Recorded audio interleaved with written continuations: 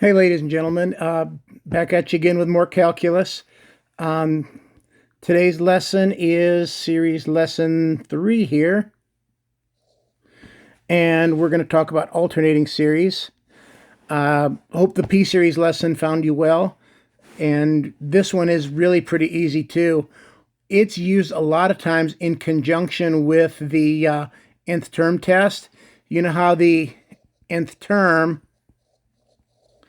test can only tell you if something diverges.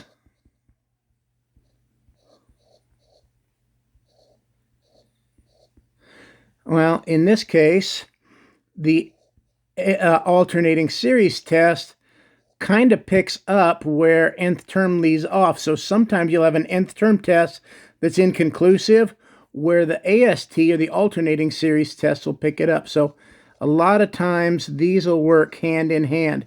Where one doesn't work, the other will pick up. So again, nth term test only can determine divergence. It's inconclusive for convergence.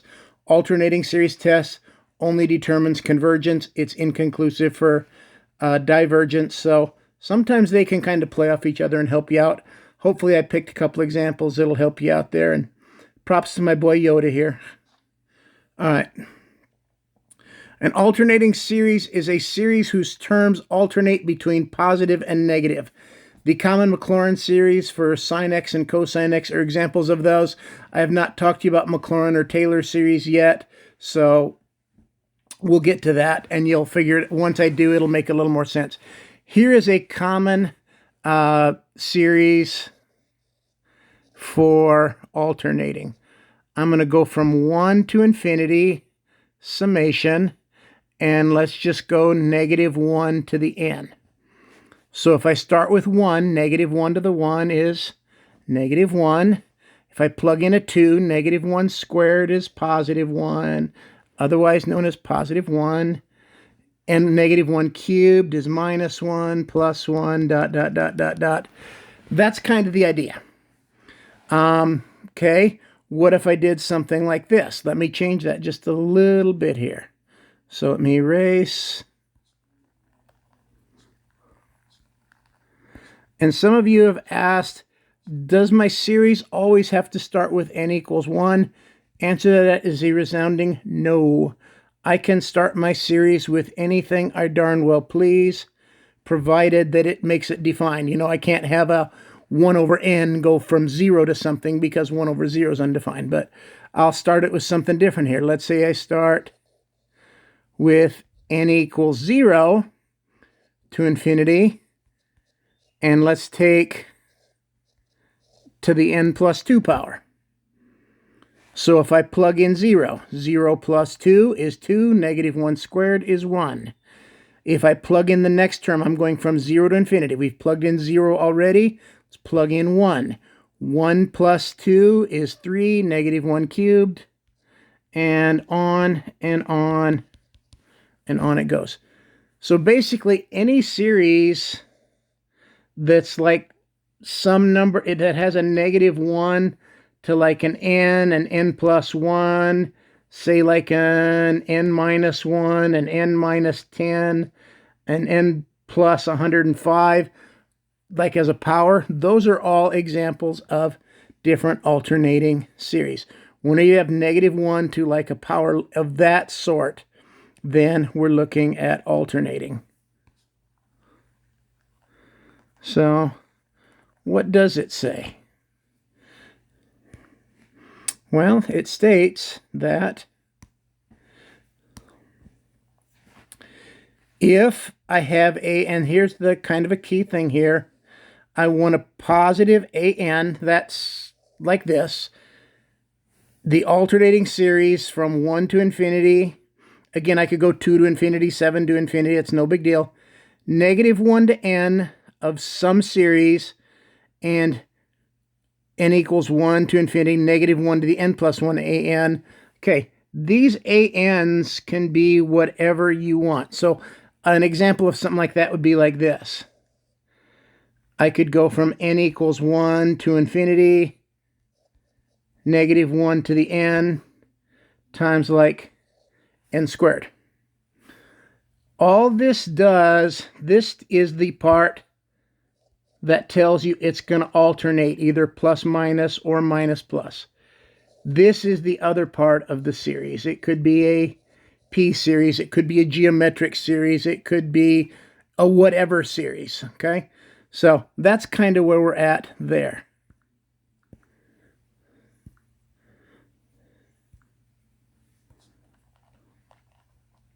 So when I'm looking at this, I see a part that's for alternating, and then I see another part usually. That's what we're going to go with. So says this. If my series part, not my alternating part, is positive, and this should look kind of familiar here. Remember how we said that if the limit as n approaches infinity of some series is not 0, that implies divergence by the nth term test? Here it says, if the limit at infinity is 0, it might converge. It doesn't necessarily have to converge, it may. What else is important? This other criteria. It says where an plus 1 is less than or equal to an. What does that mean? It basically means that it's decreasing. So like a of 2 would have to be smaller than like a of 1, which would be smaller than like a of 3, a of 0, if I do a 0 term, a of 4. A sub 4, excuse me. So what it means is, as your subscripts get bigger, or your term numbers get bigger, the actual terms get smaller, which means it decreases. But notice the equals also. So if it was like 1, 1, 1, 1, 1, like those ones we just did, I can show that those do actually like converge. So we'll deal with that. One of the most common ones is like this. If I just take n equals 1 to infinity, 1 over n. Again, if I do my limit as n approaches infinity of an, I know that equals 0. And we said, oh, I don't know what that does, because just because it equals 0, it made the nth term test inconclusive. Now, we actually did something with that plane series. I could treat that one as a P series, and basically that is like to the power 1. So I actually can, even though the alternating series test is inconclusive, that would be a P series where each term has a P of 1. So I can actually tell you that it does diverge. Now, let me just make one little change to that. Let me take that same series and put a -1 to the n in front. Okay? What does that do for me? Well, it does this for me. What it states is that, number 1, I have an alternating, I am writing with eraser. That's probably not a good idea. Okay. What this says is right here, I have an alternating part, which means I'm going to look for these two conditions. Are the terms decreasing, or should I say never increasing, in absolute value? And does the limit equal 0 of this other part? So first off, let's deal with is my series positive? Again, forget about the alternating part. That'll alternate positive, negative, but 1 over n, if I'm starting at 1, is 1 over 1, 1 over 2, 1 over 3, ... So yeah, that is positive. My series part, not my alternating part, is positive. Now, limit at infinity of 1 over n does equal 0. So check that. And then intuitively, Do my terms decrease? 1, 1/2, 1/3. Check that. So since all three of those criteria are met, I could tell you just by taking that divergent p-series and making it alternate, I can tell you that this converges by alternating series test. Okay, little refresher for you. Some series we already have. We've had 3 that we've done so far. We've done nth term. We did geometric series. We did p-series. I'm going to keep throwing these at you until you get them. Again, nth term test, if the limit as infinity of an does not equal 0, it diverges. It does not determine convergence. Geometric series, if you have a common ratio that's 1 or greater, it diverges. Common ratio of 1 or less, or I'm sorry, of less than 1, it converges, and then it converges to the initial term over 1 minus the ratio. And p-series we talked about, if I have something that's series from 1 over n to the p, so it could be like 1 over 1 squared plus 1 over 2 squared plus 1 over 3 squared, whatever like that. Those are p-series. If the p is greater than 1, well, like these, that would be a 2, excuse me, if then it would converge. If it was less than 1, like if this was to the 2/3, 2/3, 2/3, then it would diverge. So those are the 3 we've dealt with so far. Let's play a little bit more with the 4th. Alternating test for convergence. Again, it's on there before. Again, I need an alternating part and a series part. I treat the 2 separately. This just tells me it alternates, which means I look for these criteria for the other part. Again, this just means it alternates, which means I'm eligible to use the alternating series. I cannot use the alternating series for something like this. Like n cubed, something like that. I cannot use alternating series for that. Why? It doesn't alternate. Now, that one would absolutely fail on the nth term test, but now just by putting that little thing in here, then it's now an alternating series. So I have an alternating component and a series component. Okay, now that I've effectively scribbled up this whole thing, and again, it is only used to determine convergence. Alternating series does not determine or is inconclusive for divergence. Okay. Do a little review work here. First, I look at that thing on top right there. That tells me that I'm going to probably use my alternating series test. And I'm just going to abbreviate that AST. Why? Because -1 to the power n, as n goes from 1 to infinity, will go either 1, -1, -1, 1, all that jazz, or vice versa, positive to negative, negative to positive. Doesn't matter. So really what I'm going to test is, I guess we've already talked about this one. I'm going to test the other part. See, because really this is like saying -1 to the n times 1 over n. So I'm going to test this part. So again, what are my criteria? Number 1, does it alternate? I think we can check that box right there. Number 2, does or is that series a of n, is it positive? Well, let's see. 1 over 1, 1 over 2, 1 over 3. Yeah, that part will stay positive. Criteria 3, does it decrease or is each term less than or equal to the following one? So yeah, remember if I said 1 over 1 plus 1/2 plus 1/3, they are not getting any larger in absolute value. Check that box. And then lastly, does my limit at infinity approach 0? And basically, yeah, because it would be limit n approaches infinity. 1 over n is 1 over infinity. All 4 boxes are checked.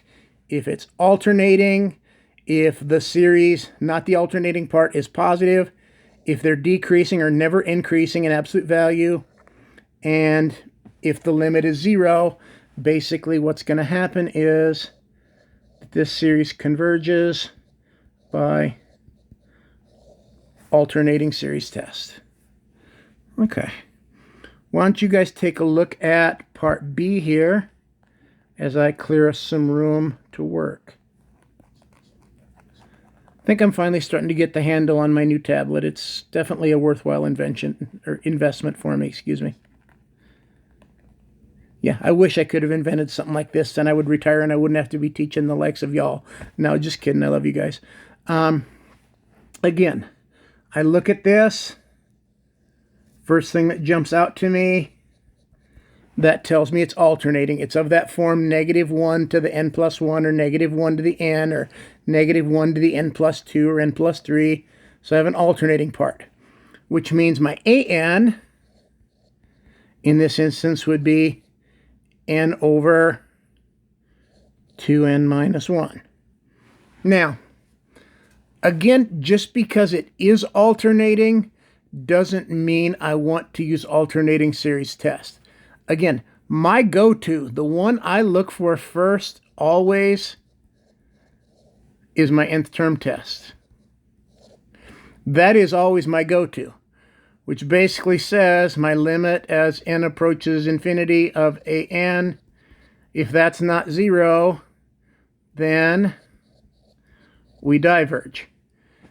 That is also, this limit at infinity, also one of the 4 criteria I have to look for it to alternate. So basically, instead of checking, okay, does it alternate, does it decrease in value, and some things are easier to tell whether it decreases or not. Does the limit as infinity equal 0 and all this fun stuff, or doesn't equal 0? I'm just going to start, and kind of my go-to always is, I'm just going to check the limit as n approaches infinity of that an. Well, the 1's insignificant. That gives me limit as n approaches infinity of n over 2n. Divide top and bottom by n. That gives me 1/2. What's that tell me? It says, screw the alternating series test. I don't care if it alternates or not.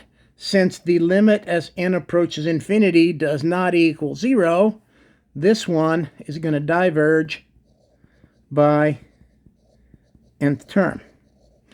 It also tells me that I couldn't use the alternating series test because the alternating series test requires my limit to equal 0. So sometimes just because it does alternate doesn't mean I'm going to use the alternating series test. I don't know why I crossed that out. I guess my brain is going 100 miles an hour. My pen is going about 6. But this one I actually do use the nth term test, and the alternating series test doesn't really do me much good. Okay, a creepy looking one. Now again, I do see I have an alternating part, but let's kind of go with that same logic we did last time. Just because it does alternate doesn't mean I need to use the alternating series test. I'm just going to do my go-to here. I'm just going to first find the limit as n approaches infinity of my an, which means ignore the alternating part, and that'll be square root of n, or n to the half, over n squared plus 1. Well, again, plus 1 is insignificant. I get limit n approaches infinity, square root of n over n squared. Okay, if I reduce, when I divide, remember you subtract powers, so half minus 2 is half minus, what's that, 4 halves, which makes -3 halves. So this would be the same as limit n approaches infinity of n to the 3 halves, which would be the same as, or of -3 halves, which would be the same as limit n approaches infinity 1 over n to the 3 halves. And just going with that, if I plug in an infinity here, that's going to equal 0. So it automatically puts a big check mark under that part. So number one, it tells me alternating series test.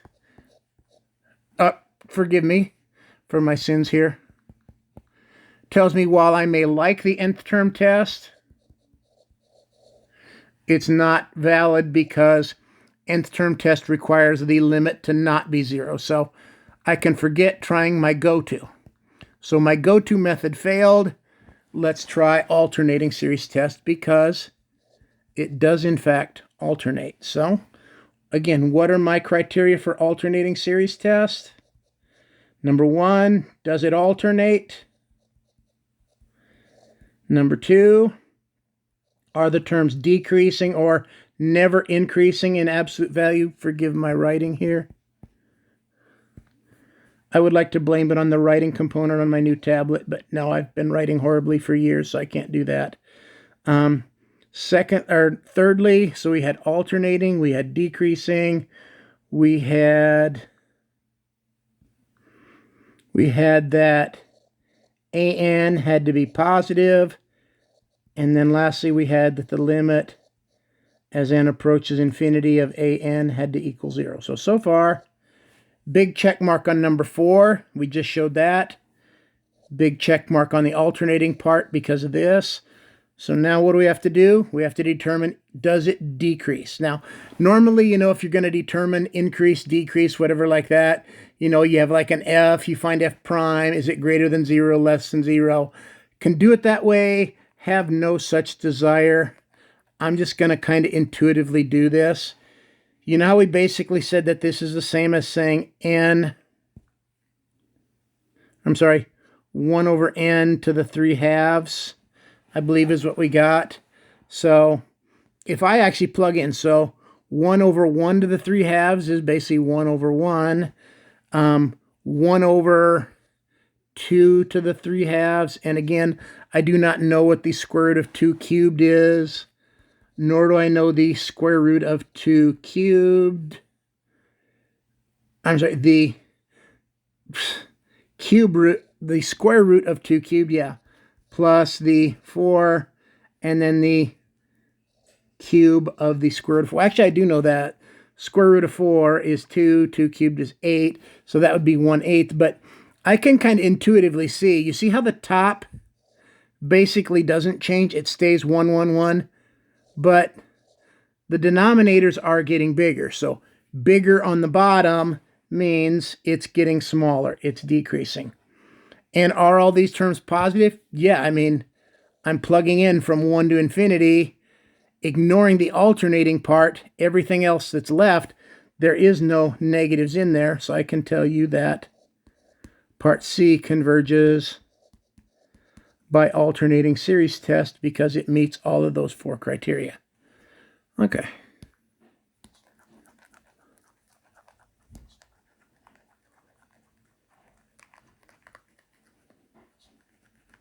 I know this video is a little long, but I hope it helps you understand. I looked at the guy doing the College Board when his video was an hour. I'm going to definitely be done before that. So let's take a look at D, if you will.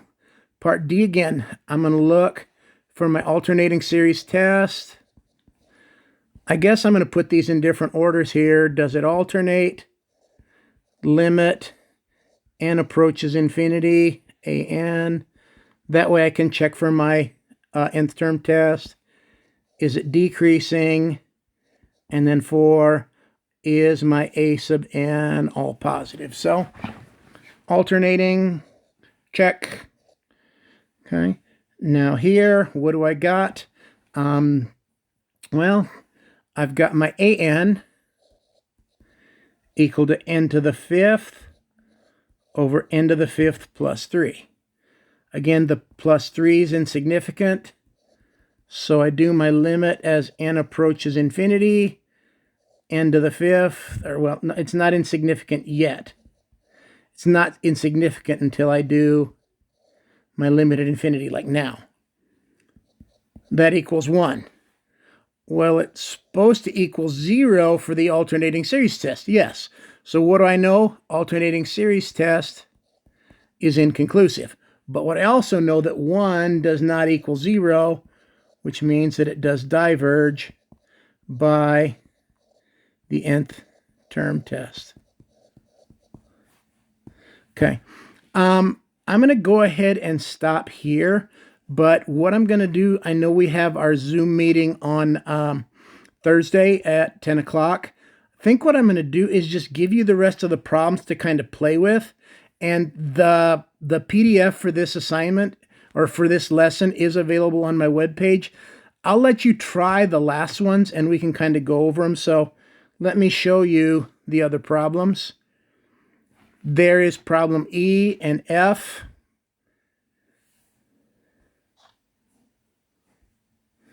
Problem G, you can't really read that because my thing is in the way here. I believe that's -2 to the power n. If not, we'll make it -2 to the power n. Ah, I lied. I can see it. It is -2 to the n plus 1 over 7 to the n. H is summation 1 to infinity, 1 over n to the 5th. And then I is summation 2 to infinity. And yes, I can start with 2. I can start with whatever I want, so long as it's not undefined. And 2, 3, 4, 5, 6, whatever will not make that undefined. 1 over the 4th root of n to the 11th.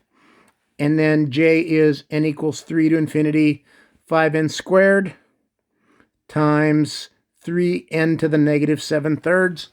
Play with those a little bit. It's a little bit of review. We'll talk about those on Thursday during our Zoom conference, okay? Have fun.